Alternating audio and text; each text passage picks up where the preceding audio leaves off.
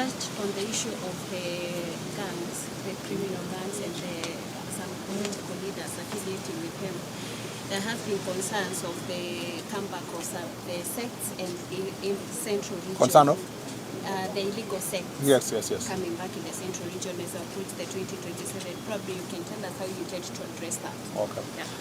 No, just basically, this use of political gangs, don't even talk about, we've had these sects like Mungiki, MRC, Chingororo, Panga Boys, Baghdad Boys, characters like Confirm in Nakuru, and Angola Msumbiji, and all those kind of things are some gangs and sects that have been in the country for many years.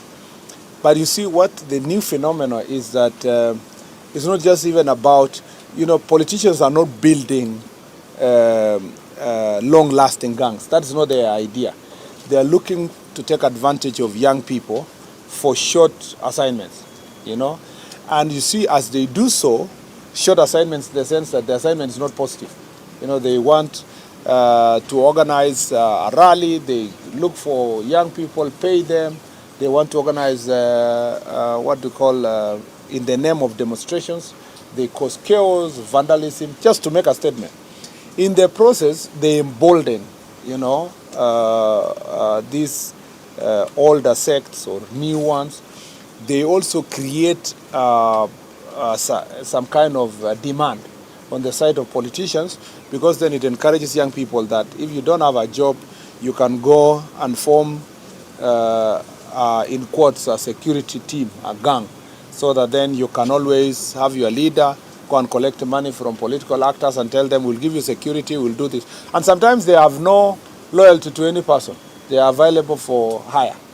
And this is very dangerous, because then when it gains root in a society, it becomes, later becomes a bigger problem for society. So some of these gangs which were encouraged years back, and they are becoming the ones that are going to mold the entire society. And I therefore encourage leaders to be foresighted. Look 10 years, 20 years to come. What kind of environment are you going to have if you're going to be engaging in establishment of gangs? And also, more importantly, the citizens. Because if people stand up and say, we are not going to elect so-and-so because is encouraging resurgence of gangs and so forth, that's our society. Then if voters make it punitive for elected or aspirants for them to pay young people and establish gangs and use them for violence, then it will not thrive. It's also a question of society. If we embrace it, defend them and call them our children, we want our children, the rest of the day, it will be the old story of the person who kept a dangerous animal in their house to protect. When there was no one else around to attack, they were the ones who were mauled. So I encourage citizens of this region and the entire country, because it's not a problem of Murang'a alone, an entire country, that let us not encourage gangs anywhere at any time in the Republic of Kenya. The last one. Yes, first of all, your question sounds funny, because there are so many people landing in Kenya every day. So I don't know why we should be worried about one person landing. Should we be, should we? There are two things to think about what you are saying. One is that in the absence of that leader in the country, or his arrival is a security threat, which is not entirely, which means you are not really entirely wrong, because in the last few months or weeks when he has not been around, the country has been very peaceful. And so you have a point by saying that perhaps the security agencies should be prepared for a more chaotic environment, as a result of his coming back to the country. Let me say that the security sector is prepared to deal with any insecurity issues. The last time he was around, and there were so many goons in the same of protests, we were very prepared. And every other minute, the National Police Service is prepared to protect citizens and their property. We, of course, are aware of those elements of threatening disruptions, threatening football, threatening all these other issues.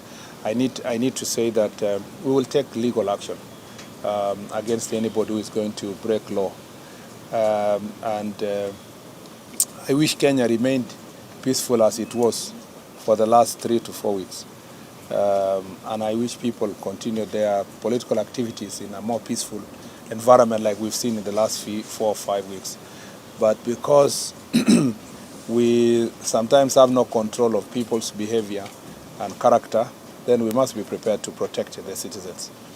And maybe let me use also this opportunity to add that as a National Police Service, first I want to thank IG here and the team for doing a fantastic job to secure Kasarani on Sunday.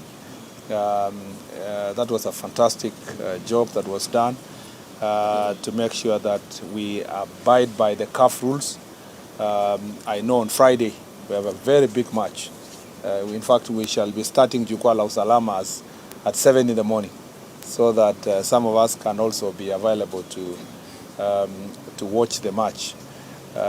It's a moment of pride for the country, and I want to assure the citizens of Kenya that we will abide, again, we will provide the necessary security to make sure that the sports activity is successful. And we are waiting for directions from CAF as to the numbers and everything. And once that is confirmed, I ask Kenyans again to be as supportive as they did to our ambassadors by ensuring that we abide by the rules, and see how it came out wonderful, and see how it will be also this Sunday. Yeah. So any disruption activities from all political actors, those who have been out of the country or those who are within, is not going to be entertained in Kasarani. We want to see that law also and order prevails in our country. Okay?